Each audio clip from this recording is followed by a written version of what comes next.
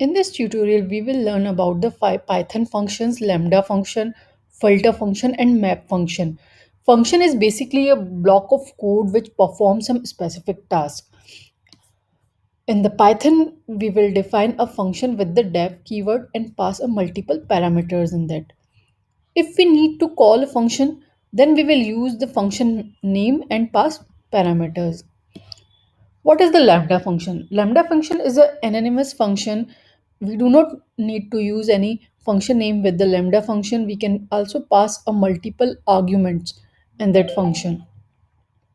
For example, if I want to some variable with the three times, then I will use the lambda keyword and use x variable and multiplied with the three times. So output here is the 1000.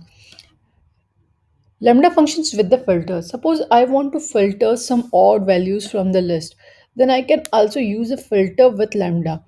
So here I have added odd list expressions. So I have get all the odd values 1, 3, 5, 7. Similarly, we can also use map with the lambda function. Suppose I want to perform a specific function for each values, then I can use a map function. There is a list li and I want to multiply all the values with the 2. So here is the output: 2, 4, 6, 8, 10, 12, and 14. All the values are multiplied by 2. So I have used the map function for that.